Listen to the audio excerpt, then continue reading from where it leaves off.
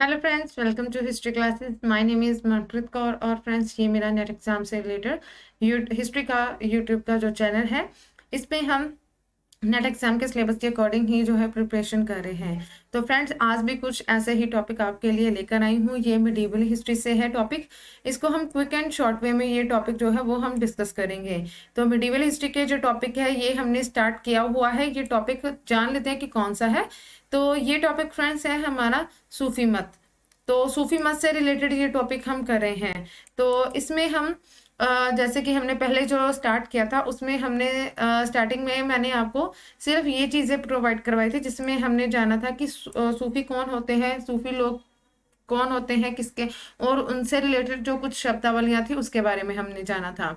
तो आज हम उसको आगे कंटिन्यू करेंगे और स्टार्ट करेंगे। उनके जो सिलसिले आ जाते हैं कि कौन कौन से जो सिलसिले थे वो प्रचलित से सूफी मत में, और टाइम टू टाइम जो सिलसिले आए, जो एक सीरीज कैसे उनकी जो आई वो, जैसे कि एक के बाद कौन सा दूसरा आता है उसके बारे में ये हम सभी डिटेल वाइज जानेंगे। तो चलिए स्टार्ट करते हैं। तो स्टार्ट करने से पहले फ्रेंड्स, अगर आप मेरे इस चैनल के साथ न्यू हैं तो सब्सक्राइब कर लेना, बेल आइकन को प्रेस कर लेना, और जो जुड़े हुए हैं उनका तहे दिल से धन्यवाद। तो फ्रेंड्स, अगर आप और डिटेल वाइज प्रिपरेशन करना चाहते हो तो आप मुझे जो डिस्क्रिप्शन के नीचे, वीडियोस के नीचे लिंक दिया गया है उसमें जाकर मुझे फॉलो कर सकते हो। अनअकैडमी का है, वहाँ पर भी मेरे कोर्सेज अवेलेबल हैं। तो हर कोर्सेज का मैंने लिंक दिया हुआ है, वहाँ पर जाकर आप देख सकते हो कि 100 के अबव लेसन आपको वहाँ पर मिल जाएंगे हर कोर्सेज में। तो जैसे कि बता रही हूँ, वहाँ पर जाकर अगर आप देखोगे तो प्रिपरेशन बहुत ही अच्छे वे में हो जाए, क्योंकि इतना मटेरियल, इतना कंटेंट आपको वहाँ पर मिल जाएगा। डिटेल वाइज चीज़ें आपको वहाँ पर देखने को मिल सकती हैं। तो जाकर ज़रूर एक बार मेरे कहने पर देखिए, और अगर आपको वीडियोज़ अच्छे लगे तो प्लीज़ लाइक भी ज़रूर कीजिए, कमेंट कर बताइए, और वहाँ पर भी फॉलो ज़रूर कर लेना।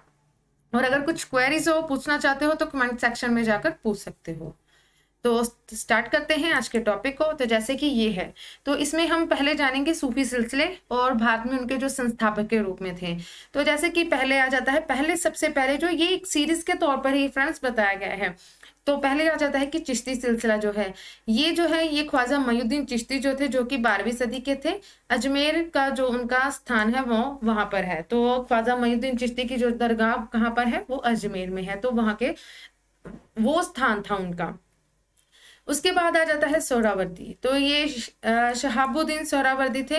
ये भी 12वीं सदी के ही थे, और मुल्तान इनका स्थान था।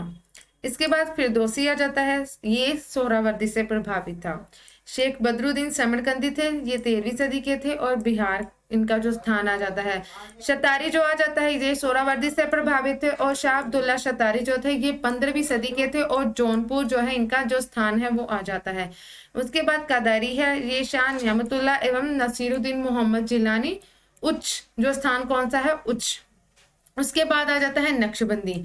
तो ख्वाजा बाकी बिल्ला ये 16वीं सदी के हैं और उच्च स्थान ही है। और इसके बाद इनका क्रम भी इस प्रकार बताया गया है, पहले चिश्ती है, फिर सोहरावर्दी, फिर फिरदौसी, शतारी, कादरी और नक्शबंदी। तो इसी प्रकार इनका जो क्रम है वो चलता है, जिस प्रकार ये बताया गया है। तो क्रम भी इसी प्रकार ही इनका दिया गया है।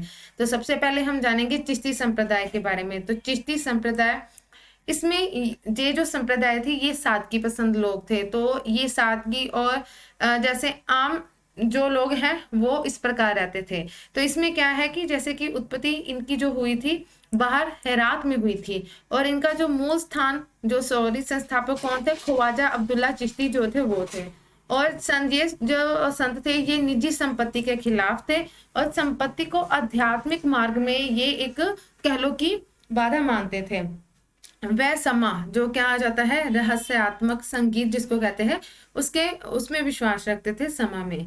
फिर ये अपने सुल्तानों, राजनीति व सरकारी सेवा में अलग रहते थे, कि वे इन लोगों से अलग रहते थे। वह सादगी व दृढ़ता का जीवन बिताने व राजनीति से ये दूर रहते थे। तो राजनीति से ये एक प्रकार से दूर रहकर अपना सादगी का जीवन जीते थे। योग पद्धति को सर्वप्रथम किसने, चिश्ती सिलसिले ने ही स्वीकार किया था। योग को, ये ध्यान में रखिएगा, योग पद्धति को सबसे पहले किसने स्वीकार किया, चिश्ती सिलसिले ने। और एक और चीज, विलियत। तो संतों ने विलियत नामक संस्था का विकास किया, जो राज्य के नियंत्रण से मुक्त आध्यात्मिक क्षेत्र होता है। एक आध्यात्मिक क्षेत्र जो कि राज्य के अधिकार क्षेत्र में नहीं होता है। राज्य के द्वारा वहां से जो भी कुछ कर हो या कुछ भी वसूला नहीं जाता है, वो उसके राज्य के अंदर नहीं आती है। राजा के अंदर वो एक आध्यात्मिक जो लोग होते हैं, संत लोग होते हैं, उनको दे दिया जाता है। फिर भारत में सबसे पहले बसने वाले कौन थे? सूफी सखी सरवर थे। ये भी क्वेश्चन आया है। तो सखी सरवर थे जो चिश्ती सूफी थे। चिश्ती सूफी पहले कौन थे? सखी सरवर थे। तो इनका जो पूरा जानेंगे, चिश्ती कौन कौन से आ जाते हैं, संत कौन से थे चिश्ती। चिश्तियों में पहले आ जाते हैं ख्वाजा मोइनुद्दीन चिश्ती। ये सबसे इनका ये जो सबसे प्राचीन सिलसिला है, इसमें संस्थापक जो थे ये ख्वाजा मोइनुद्दीन चिश्ती थे। टाइम पीरियड उनका बताया गया 1141 से लेकर 1235 तक का है, और मोहम्मद गोरी के साथ ये 1192 में भारत आए थे। इन्होंने अजमेर में चिश्ती संप्रदाय की जो नींव थी वो डाली थी अजमेर में। तो वहां पर ही अब आज भी उनकी वहां पर दरगाह है। तो ये ईरान के मूल निवासी थे। कहाँ थे? सिजिस्तान के। सिजिस्तान जो ईरान के मूल निवासी थे। ईश्वर में प्रेम और मानव सेवा उनका प्रमुख सिद्धांत था, और अद्वैतवाद दर्शन में ये विश्वास रखते थे। और गुरु कौन थे? ख्वाजा मोइनुद्दीन चिश्ती के गुरु उस्मान हारूनी थे। क्या ध्यान में रखना है कि ये किसके साथ आए थे? गौरी के साथ आए थे। सबसे प्राचीन सिलसिला था। अजमेर में ये बस गए थे, वहां पर इन्होंने इस संप्रदाय की नींव डाली थी। मूल निवासी सिजिस्तान ईरान के थे, और प्रेम, ईश्वर में प्रेम, मानव सेवा में इनका विश्वास था। अद्वैतवाद दर्शन में ये विश्वास रखते थे। और इनके गुरु कौन थे? उस्मान हारूनी। और एक और चीज, सबसे पहले संत कौन थे? सखी सरवर। ये भी ध्यान में रखिएगा। चिश्ती सूफी जो थे वो सखी सरवर थे। उसके बाद आता है कि मोहम्मद गौरी ने ख्वाजा मोइनुद्दीन चिश्ती को सुल्तान उल हिंद की जो उपाधि थी, हिंद का आध्यात्मिक गुरु, ये इंपॉर्टेंट है। तो इसकी उपाधि थी। ख्वाजा को गरीब निवाज के नाम से भी जाना जाता है, ये भी इंपॉर्टेंट है। तो गरीब निवाज भी इनको कहा जाता है। अजमेर में ख्वाजा साहब की दरगाह के निर्माण का जो प्रारंभ किसके द्वारा किया गया था? इल्तुतमिश ने। तो इसने करवाया, और मालवा के ग्यासुद्दीन खिलजी ने किया। पूरन जो किया था, शुरू करवाया गया इल्तुतमिश के द्वारा, और पूरन जो उसका पूरा करवाया गया था वो ग्यासुद्दीन खिलजी के द्वारा। और इनकी दरगाह पर सबसे पहले जो किताबी उल्लेख था वो 14वीं शताब्दी में लिखा गया था इनकी दरगाह पर। फिर मोहम्मद बिन तुगलक जो था वो पहला सुल्तान था जो इनकी दरगाह पर आया था। कौन? मोहम्मद बिन तुगलक। ये भी ध्यान में रखेगा, MBT जो ये पहला था जो इनकी दरगाह पर गया था। किंतु मजार पर पहली इमारत मालवा के सुल्तान ग्यासुद्दीन खिलजी ने 15वीं शताब्दी के उत्तरार्ध में बनवाई थी। क्योंकि जो कार्य शुरू करवाया गया था वो इल्तुतमिश के द्वारा करवाया गया था, लेकिन जो पूर्ण किया गया था ग्यासुद्दीन खिलजी के द्वारा। तो उसने ही यहाँ पर क्या था कि मजार पर इमारत जो थी मालवा के सुल्तान जो थे ग्यासुद्दीन खिलजी, उसने करवाई थी। फिर अकबर जो था ये पहली बार 1562 में ख्वाजा साहब की मजार पर आया था, और 1580 में ख्वाजा साहब की दरगाह पर इसने 14 बार आया। 1580 में ये 14 बार उनकी दरगाह पर आया था। 2 बार तो ये पैदल ही आया था, और चित्तौड़ विजय के पश्चात, और दूसरी 1579 में सलीम के जन्मदिन के बाद तो ये आया था। फिर अकबर ने खाना पकाने के लिए यहाँ पर एक देग को भी चढ़ाया था, विशाल भेंट की थी देग जो होती है। तो मुगल शहजादी जहांआरा 1643 में दरगाह की चिश्ती की दरगाह पर आई, और इसका वर्णन जहांआरा के द्वारा रचित मोइनुद्दीन चिश्ती की जो जीवनी है मुनिस अल अखलाक जो आत्मा का विश्वास में मिलती है। तो जो एक देग जड़ाई थी वो भी आज भी उसके बारे में आप लोग जानते ही होंगे। वो देग के जिसमें खाना पकाया जाता है, तो कितनी बड़ी देग है वो। और दूसरा कि जहांआरा जो थी, शहजादी जहांआरा, वो भी इसकी जो इनकी दरगाह पर आई थी चिश्ती जी की। और वर्णन है किसका? इसका जो उनके द्वारा जो रचित थी रचना, जहांआरा के द्वारा रचित मोइनुद्दीन चिश्ती की जीवनी पर, मुंसिज अल अखलाक, तो जो आत्मा का विश्वस्त, तो उसमें मिलती है। आगे है दलाल अल अरफीन। तो ये ख्वाजा के कथनों का एक संग्रह है। दलाल अल अरफीन। ख्वाजा ने रामदेव एवं जादूगर जयपाल जोगी को अपना शिष्य बनाया, और जयपाल नाम जो अब्दुल्ला रखा। जयपाल का क्या नाम रखा? अब्दुल्ला। तो ख्वाजा जो थे ये विश्व में समस्त धर्मों का स्रोत एक ही है। उन्होंने ये बताया कि जो विश्व में समस्त जो धर्म है उनका स्रोत एक ही बताया है। इनकी जो वहां पर संगीत को आत्मा का पौष्टिक आहार बताया गया है। जो ख्वाजा मोहिउद्दीन चिश्ती थे उन्होंने संगीत को आत्मा का पौष्टिक आहार बताया, क्योंकि ये संगीत के द्वारा ही जो अल्लाह को जहाँ अपने जो इष्ट को वो मानते हैं। उसके बाद आ जाता है शेख हमीदुद्दीन नगौरी। तो पहले कौन थे? मोहिउद्दीन चिश्ती। और उनके बारे में हमने जो इंपॉर्टेंट चीजें थी वो जान ली है। इनमें से ही जो क्वेश्चंस है पूछे जाएंगे, बाहर कुछ भी नहीं आएगा इसके बाहर। तो फिर आ जाता है प्रसिद्ध चिश्ती संत कौन से थे? शेख हमीदुद्दीन नगौरी। ये कौन थे? ये नागौर के सुवल गांव जो राजस्थान में है वहां पर आकर बसे थे। और मूल नाम क्या था? अहमद सईदी। इनका मूल नाम क्या जाना जाता है? अबू अहमद सईदी। तो नाम क्या है जो आज के तौर पर इनको जाना जाता है? वो है हमीदुद्दीन नगौरी के रूप में। ये केवल कृषि से जीविका चलाते थे, कृषि करते थे। और नगौरी ऐबक की दिल्ली विजय के पश्चात वहां जन्म लेने वाले प्रथम शिशु थे। कौन थे? जब ऐबक की दिल्ली विजय हुई थी तो वहां पर इनका जो जन्म हुआ था, तो पहले शिशु थे हमीदुद्दीन नगौरी। एकमात्र ये चिश्ती सूफी थे जिन्होंने शाकाहार को अपनाया था। शाकाहारी, तो शाकाहारी थे ये ध्यान में रखिएगा। कई बार क्वेश्चन ऐसे भी पूछा जा सकता है कि कौन से जो चिश्ती संत थे जो शाकाहारी थे। हमीदुद्दीन नगौरी को उनके संयम और धार्मिकता के कारण ख्वाजा मोहिउद्दीन चिश्ती ने सुल्तान उत तरकीन, जो सन्यासियों के सुल्तान, उसकी उपाधि थी। और इनकी मृत्यु 1274 में हो गई। इनके बारे में बताया गया है कि ये चिश्ती संप्रदाय के थे और इन्हीं के नाम से मिलते जुलते ही काजी हमीदुद्दीन गौरी सोहरावर्दी सिलसिले के भी थे। हमीदुद्दीन गौरी का मूल नाम शेख मोहम्मद इब्ने अता तथा ये बुखारा के निवासी थे। कि इनके नाम पे ही एक और थे जो संत, वो सोहरावर्दी सिलसिले से संबंधित थे। इसके बाद आ जाता है ख्वाजा कुतुबुद्दीन बख्तियार काकी। तो ये ख्वाजा साहब जो थे, ख्वाजा साहब के शिष्य ख्वाजा कुतुबुद्दीन बख्तियार काकी सुल्तान इल्तुतमिश के समकालीन थे। ये फरगना के निवासी थे। तो ख्वाजा साहब के शिष्य थे। शिष्य जो कौन थे? ख्वाजा कुतुबुद्दीन बख्तियार काकी इल्तुतमिश के समकालीन और फरगना के ये निवासी थे। और कुतुबुद्दीन बख्तियार काकी को बख्तियार या भाग्य बंधु की उपाधि ख्वाजा साहब ने ही दी थी। तो इल्तुतमिश के शासनकाल में काकी जो दिल्ली आए और इन्होंने ही इल्तुतमिश के द्वारा पदत शेख उल इस्लाम के पद को अस्वीकार कर दिया। और इन्होंने अंत में इल्तुतमिश द्वारा सर्वप्रथम शेख निजामुद्दीन सुगरा उर्फ शेख नक्शवी को शेख उल इस्लाम का पद भी दिया। तो इल्तुतमिश शेख नजमुद्दीन सुगरा को पिताजी कहता था और पानीपत के प्रथम युद्ध के विजयोपरांत बाबर काकी की दरगाह पर भी आया था। तो इनकी दरगाह पर कौन गया था? बाबर। ये ध्यान में रखिएगा। तो ये इल्तुतमिश के समकालीन थे, फरगना के निवासी थे। और बाबर जो है वो अपनी विजय के बाद इनकी जब कौन सी पानीपत की जो प्रथम विजय हुई थी तो उसके बाद इनकी दरगाह पर गया था। ये ध्यान में रखिएगा, इतना ही पूछा जाएगा। उसके बाद आ जाता है शेख फरीदुद्दीन गंज शक्कर फरीद जी। तो बख्तियार काकी के जो शिष्य थे शेख फरीदुद्दीन मजदूर गंज शक्कर।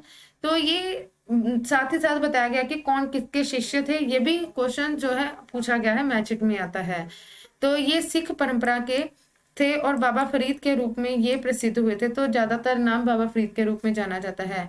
इसी के कारण है चिश्तिया संप्रदाय भारत में और ज्यादा लोकप्रिय हुआ था। तो बलबन के ये दामाद भी थे और फरीद ने ही बलबन की पुत्री हुजैरा से विवाह भी किया था। फरीद ने भी बलबन के द्वारा दी गई भूमि को, भेंट को अस्वीकार कर दिया और उसका जो धन था वो गरीबों में बांट दिया था। क्योंकि जो इस सिलसिले के जो लोग थे वो सिर्फ सादगी पसंद लोग थे। वो किसी राजा और किसी राजनीति से ये सभी दूर रहते थे। उसके बाद फरीद जी का जो जन्म था ये मुल्तान में हुआ था, किंतु बाद में ये अजोदन में आ गए, वहां पर निवास करने लगे थे। हाँ, मैचिट में जरूर पूछा जाएगा कि ये जो संत लोग हैं और वो कहाँ पर निवास करते थे, उनके निवास स्थान से रिलेटेड मैचिट आएंगे। फिर पाकपटन अजोदन में बाबा फरीद जी की मजार और खानका है। तो इनके जो कुछ वचन है वो गुरु ग्रंथ साहब में भी संकलित है और फरीद को ही पंजाबी भाषा का प्रथम कवि भी माना गया है। ये बहुत इंपॉर्टेंट है, ये इतना पोर्शन बहुत ही इंपॉर्टेंट है, इसको प्लीज ध्यान से नोट डाउन जरूर कर लेना। फरीद के प्रयत्नों से ही चिश्ती संप्रदाय एक अखिल भारतीय संप्रदाय भी बन गया और चिल ए माकूस का अभ्यास करते थे। कौन? फरीद जी जो थे ये चिल ए माकूस का भी अभियान करते थे। शेख जमालुद्दीन गजनी और औलिया एवं अलाउद्दीन साबिर फरीद के ही शिष्य थे। फिर फरीद की मृत्यु के पश्चात चिश्ती संप्रदाय दो उपशाखाओं में बांट गया कि दो भागों में ये बढ़ चुका था। एक आ जाती थी साबेरी उपशाखा जो जिसके संस्थापक कौन थे? अलाउद्दीन साबिरी जलाली जिसको कहते हैं, और निजामी उपशाखा निजामुद्दीन औलिया। तो निजामी शाखा निजामुद्दीन औलिया से और साबिरी उपशाखा साबिरी अलाउद्दीन साबिरी से। तो ये दो उपशाखाओं में बढ़ चुका था। तो आगे जानते हैं निजामुद्दीन औलिया। तो ये भी बहुत ही इंपॉर्टेंट, जितने भी है सभी इंपॉर्टेंट हैं। सबसे लोकप्रिय चिश्ती संत कौन माने गए हैं? निजामुद्दीन औलिया। उनका टाइम पीरियड भी बताया गया 1236 से 1325 तक का। शिष्य नसीरुद्दीन चिरागे दिल्ली, और ये हिंदू समेत सभी वर्गों के लोगों से मुक्त रूप से मिलते थे। फिर ये बाबा फरीद जी के शिष्य थे और औलिया का वास्तविक नाम क्या था? मोहम्मद बिन अहमद बिन दानियाल अल बुखारी। मोहम्मद बिन अहमद बिन दानियाल अल बुखारी। और इनका जन्म जो था ये बदायूं में हुआ था। कहाँ पर हुआ था इनका जन्म? बदायूं में। फिर हजरत निजामुद्दीन औलिया सबसे प्रिय शिष्य अमीर खुसरो थे। तो इनके सबसे प्रिय शिष्य कौन थे? अमीर खुसरो। खुसरो ने मार्च 1325 को निजामुद्दीन औलिया की मृत्यु की खबर सुनकर दूसरे दिन ही अपने प्राण त्याग दिए थे। अमीर खुसरो उनका शिष्य था और उनकी मृत्यु की खबर सुनकर भी इसने ही अपने प्राण त्याग दिए। खुसरो को उसके गुरु के पास ही दफना दिया गया था और समाधि के अहाते में बरनी को भी दफनाया गया था। तो ये ध्यान में रखिएगा, एक जगह पर 3 लोगों को दफनाया गया था। बाबा फरीद जी, उसके साथ ही उनके जो शिष्य थे कौन? अमीर खुसरो, और सॉरी बाबा फरीद जी नहीं, निजामुद्दीन औलिया, उनके साथ अमीर खुसरो को, और साथ ही साथ किसको? बरनी को। तो इन तीनों को दफनाया गया था। औलिया के जनाजे की नमाज सोहरावर्दी शेख रुकुनुद्दीन ने पढ़ाई। फिर अमीर खुसरो ने कौल का प्रचलन करके चिश्ती समा को एक विशिष्ट आकार दिया। कौल को कव्वाली के शुरू और आखिर में गाया जाता है। कौल क्या होता है? कव्वाली के स्टार्टिंग में और आखिर में, दोनों में गाया जाता है। ये बहुत इंपॉर्टेंट है। कौल का प्रचलन जो हुआ था, तो समा एक विशिष्ट आकार दिया गया और ये कव्वाली के पहले और लास्ट में दोनों में गाया जाता है, ध्यान में रखिएगा। शेख निजामुद्दीन औलिया की दरगाह पर गाने वाले जो कव्वाल अपने गायन की शुरुआत कौल से ही करते थे। कौल अरबी भाषा का शब्द है जिसका अर्थ होता है कहावत। तो पहले वो कहावत, जैसे कि एक शायरी होती है, कहावत शुरू करते हैं, फिर उसके साथ ही वो आगे क्या है, एक कव्वाली जो है वो शुरू करते हैं। तो वो फिर मुबारक खिलजी ने घोषणा की कि वह उस व्यक्ति को 1000 टंके देंगे जो औलिया का सिर लाकर देगा। किसने? मुबारक खिलजी ने ये कहा था। तो किसने ये कहा था कि कोई मुझे उनका सिर लाकर देगा औलिया का, तो मैं उसको 1000 टंके देगा। औलिया के दरबार में ना आने पर मुबारक खिलजी ने देख लेने की या गंभीर परिणाम भुगतने की भी धमकी दी। उसने उनको बुलाया था लेकिन वो नहीं गए थे। औलिया की खानकाह एवं मजार दिल्ली के बाहर जमुना किनारे ग्यासपुर में थी। एक बार मंगोल आक्रमण के समय पड़ोसी क्षेत्र के लोगों ने औलिया का खानकाह में भी आकर शरण ली थी। निजामुद्दीन औलिया अविवाहित व ब्रह्मचारी थे, जबकि अन्य सभी जो चिश्ती थे वो गृहस्थ जीवन उन्होंने अपनाया था। उसके बाद आ जाता है कि निजामुद्दीन औलिया को गयासुद्दीन तुगलक ने अपनी लोकप्रियता से भयभीत होकर दिल्ली छोड़ने का भी आदेश दिया था। और गयासुद्दीन के बारे में जब वह बंगाल से वापस दिल्ली आ रहा था तो ये कहा कि अभी दिल्ली दूर है।